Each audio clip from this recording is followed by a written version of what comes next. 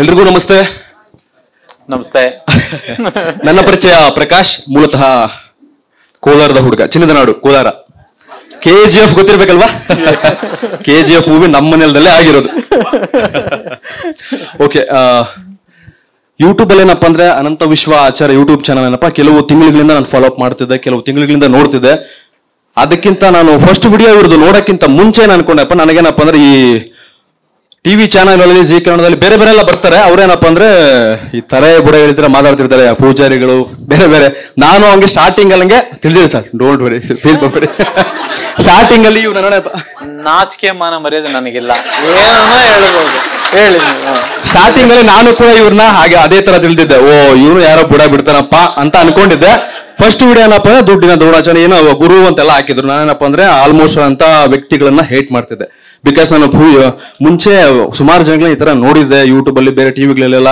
ಅವ್ರದ್ದೇನಪ್ಪ ಅಂದ್ರೆ toll videos ಬೇರೆ ಬೇರೆ ಎಲ್ಲ ನೆಗೆಟಿವಿಟಿ ಆಗಿತ್ತು. ಹಂಗಾಗಿ ಏನಪ್ಪ ಅಂದ್ರೆ ಇವ್ರ ಬಗ್ಗೆ ನಾವು ಸ್ಟಾರ್ಟಿಂಗ್ ಅಲ್ಲಿ ನೆಗೆಟಿವಿಟಿ ಅಂತ ಥಿಂಕ್ ಮಾಡಿದೆ.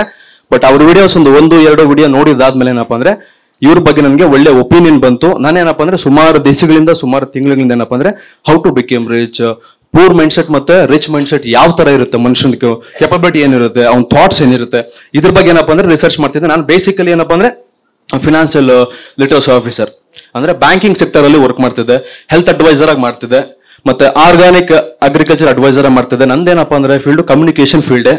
ನನ್ನ ಫೀಲ್ಡ್ ಏನಪ್ಪ ಅಂದ್ರೆ ಜನಗಳ ಜೊತೆ ಬಾಂಡಿಂಗ್ ಇರ್ತೀನಿ, ಕನೆಕ್ಟಿವಿಟಿ ಅಲ್ಲಿ ಇರ್ತೀನಿ. ಹಂಗಾಗಿ ಏನಪ್ಪ ಸುಮಾರು ಜನ ನೋಡ್ತಿರ್ತಿರಲ್ವಾ, ಸ್ಟಾರ್ಟಿಂಗ್ ಅಲ್ಲಿ ಇವ್ರ ಬಗ್ಗೆ ನೆಗೆಟಿವಿಟಿ ಅನ್ಕೊಂಡು ಸತ್ತೇನೆ. ಬಟ್ ಏನಪ್ಪ ಅಂದ್ರೆ ಇವ್ರದೊಂದು 2-3 ವಿಡಿಯೋ ನೋಡಿದಾದ್ಮೇಲೆ ಅದನ್ನ ಚೆನ್ನಾಗಿ ಅನಾಲಿಸಿಸ್ ಮಾಡಿದಾದ್ಮೇಲೆ ಏನಪ್ಪ ಅಂದ್ರೆ ಇವ್ರ ಬಗ್ಗೆ ಪಾಸಿಟಿವಿಟಿ ಬಂತು.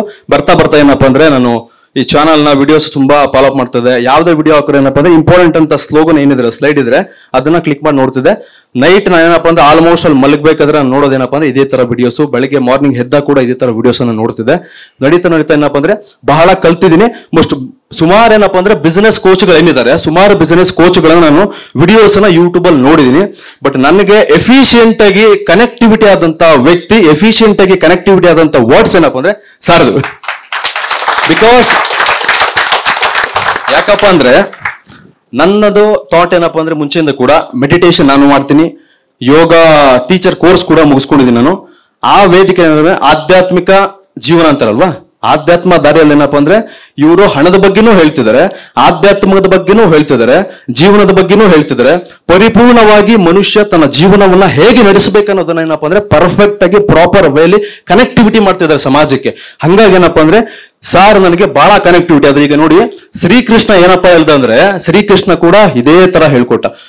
ಹಣ ಮ್ಯಾನೇಜ್ ಮಾಡೋದಾಗೆ, ಹಣ ಸಂಪಾದನೆ ಮಾಡೋದಾಗೆ, ಕಲಿಯುಗದಲ್ಲಾಗಿರ್ಬೋದು ಯಾವುದೇ ಯುಗದಲ್ಲಾಗಿರ್ಬೋದು ಏನಪ್ಪ ಅಂದ್ರೆ ಹಣ, ಆಸ್ತಿ, ಅಂತಸ್ತು, ಐಶ್ವರ್ಯ ಬಹಳ ಮುಖ್ಯ ಆಗುತ್ತೆ. ಸಂಬಂಧಗಳು ಬಹಳ ಮುಖ್ಯ ಆಗುತ್ತೆ. ಎಲ್ಲಾ ರೀತಿ ಕೂಡ ಏನಪ್ಪ ಅಂದ್ರೆ ಯುದ್ಧ ಹೇಳ್ಕೊಡ್ತಿದ್ದ.